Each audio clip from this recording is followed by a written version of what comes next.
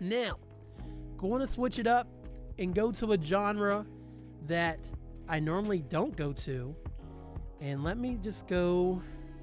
What is these guys' names called? All right, here we go.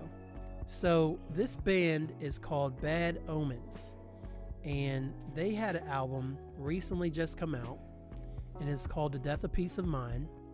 It is categorized as rock, hard rock is what it says.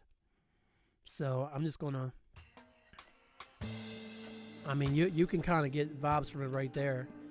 I'm just curious about the song credits here. Okay, I don't see it. So this album is called The Death of Peace of Mind. Let me turn my phone down. I apologize. Bad Omens is the band. The Death of Peace of Mind is the album. This album is an 8 out of 10 for me. I was recommended this by a friend, and I gotta say, this thing goes hard, and Anthony just listened to it the other day, and Anthony thinks the album goes hard as well. So, and Anthony is more the rock guy out of us too, and he really likes the album. I had a feeling he would like it. But the songs I definitely recommend off of here are, let's see, The Death of Peace of Mind, Why That's Not a Heart, definitely. Bad Decisions, I love that song. And then The Gray, I also love. But I'm going to tell you this right now.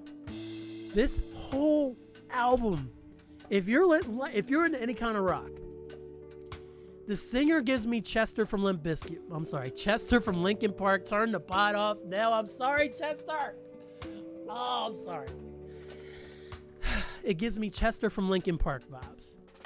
And Chester always had that real smooth voice, but then the cool thing about Linkin Park as well, as much as they were mainstream rock, they could still rock off, and then Shinoda would come in with the raps. The lead singer's voice, I don't know names. I'm just going to say the band's name again. It is called Bad Omens. He reminds me of Chester, and the songs have real good melodies. Some of the beats kind of have a very a lot of the melodies give me a lot of Weekend vibes, maybe. And like, not the most recent album, but I'd say I Can't Feel My Face era Weekend. A lot of that, and the album before that, the one like you only call you when it's happy. Yeah, that song, that album era. A lot of those vibes from this album, but then almost on cue, in the middle of the song, it just goes, and it sounds way better than that. And it is so dope how they blend the two sounds. You got this rock band with these Weekend vibes, and all of a sudden they go heavy on you, and they do it for every single song. I am a fan. I am a fan of Bad Omens. In fact, Bad Omens, you're getting the Spotify follow. So, official follow right there for Bad Omens. Go check out The Death of Peace of Mind. I give that an 8 out of 10. And that actually would probably be another one of my top albums for the year.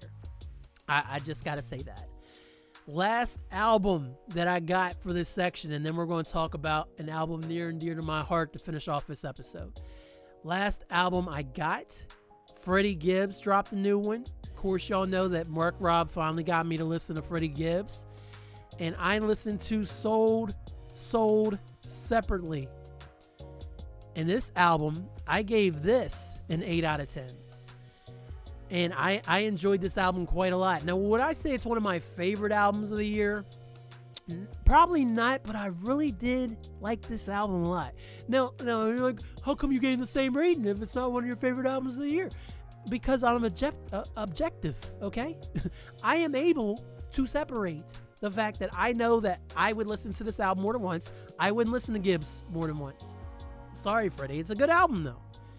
So, songs I recommend off here, Blackest in the Room. Great song. Another one, Zipper Bags. Like that a lot. Lobster Omelet with my man, Rick Ross. Rose. You already know. You already know. Feel No Pain with Anderson .Paak and Raekwon. Chef's Kiss. Pun intended. Great stuff right there. Rabbit Vision.